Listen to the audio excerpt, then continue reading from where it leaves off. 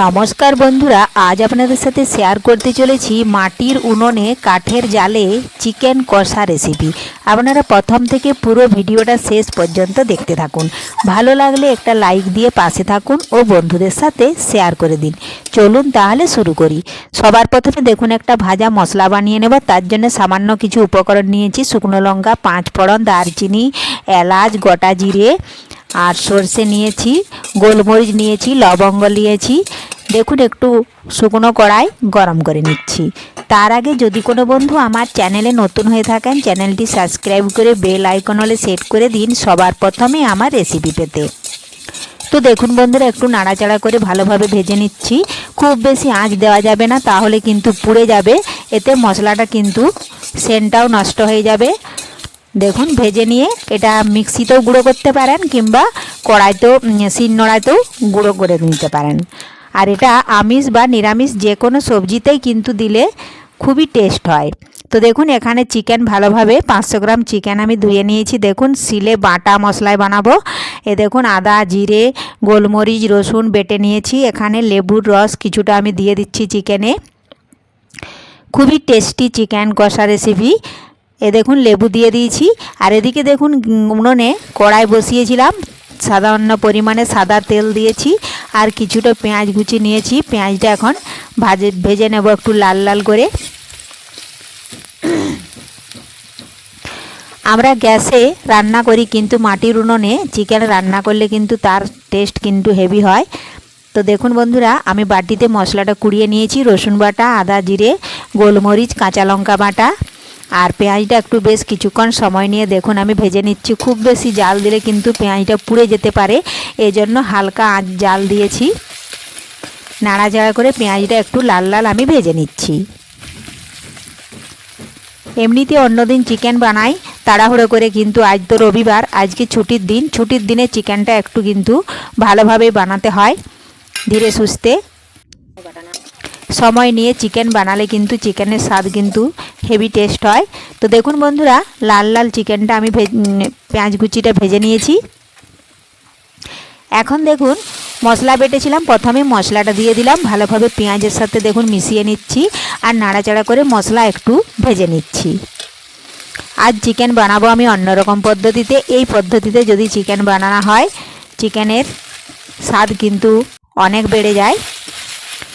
দেখুন মশলাটা আমি কিছুক্ষণ সময় নিয়ে একটু ভেজে নিচ্ছি। মশলা ভাজা হয়ে গেছে। এখন দিয়ে দিলাম পরিমাণ মতো হলুদ গুঁড়ো আর পরিমাণ মতো দিচ্ছি আমি একটু লাল লঙ্কার গুঁড়ো। যেহেতু আমি কাঁচা লঙ্কা বেটে দিয়েছি, তাও একটু লাল লঙ্কার গুঁড়ো দিচ্ছি, তাহলে কালারটাও কিন্তু আসবে। দেখুন ভালোভাবে নাড়াচাড়া করে মিশিয়ে নিলাম। মনে হচ্ছে হলুদ গুঁড়োটা কম হয়েছে, এই জন্য আবারও একটু দিয়ে দিলাম টমেটো কুচি। টমেটো ভালোভাবে মশলার সাথে মিশিয়ে দেখুন একটু ভেজে নিচ্ছি। বড় বড় করে কেটে রেখেছিলাম আলু। আজ কিন্তু আলু আমি আগে থেকে ভেজে রাখি না। দেখুন আলুগুলো দিয়ে দিলাম, মশলার সাথে কিছুক্ষণ ভেজে নিচ্ছি আলুগুলো। মশলার বাটিটা ধুয়ে একটু জল দিয়ে দিলাম, স্বাদ মতো দিচ্ছি লবণ। ভালোভাবে সমস্ত উপকরণ দেখুন মিশিয়ে আমি কষিয়ে নিচ্ছি মশলার সাথে।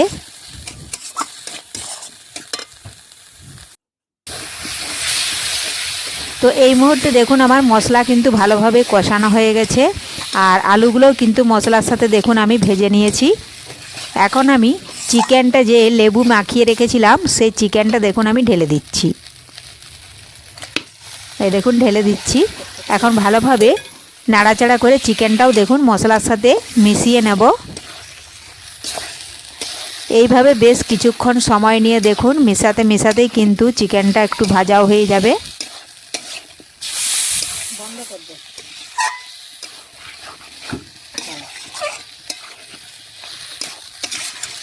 এই দেখুন বন্ধুরা, ভালোভাবে মিশিয়ে নিয়েছি।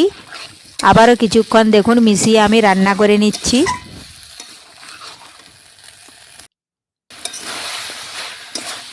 আমি কিন্তু এক্সট্রা কোনো জল দেব না, এই চিকেনের থেকেই দেখুন জল বেরোবে। তার জন্য আমি একটা থালা চাপা দিয়ে 2 মিনিট রেখে দেব। এই দেখুন ঢাকা দিয়ে রেখে দিয়েছি। তো ফিরে এলাম বন্ধুরা 2 মিনিট পর। দেখুন চিকেন থেকে কতটা জল বেরিয়েছে। আমি আবারও কিছুক্ষণ কষিয়ে নিচ্ছি।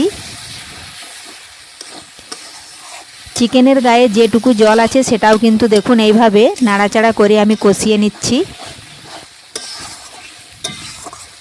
তো দেখুন বন্ধুরা ঢাকা তুলে নিয়েছি, আবারও বেশ কিছুক্ষণ ধরে আমি রান্না করে নিচ্ছি, তাহলেই কিন্তু তৈরি হয়ে যাবে চিকেন কষা ছুটির দিনে। তো দেখুন বন্ধুরা এই রেসিপিটা আপনাদের কেমন লেগেছে অবশ্যই কমেন্ট করে জানাবেন। আর পুরো ভিডিওটা ভালো লাগলে লাইক শেয়ার সাবস্ক্রাইব করে আমার পাশে থাকবেন। ধন্যবাদ। ফিরে আসছি আবারও পরের ভিডিওতে।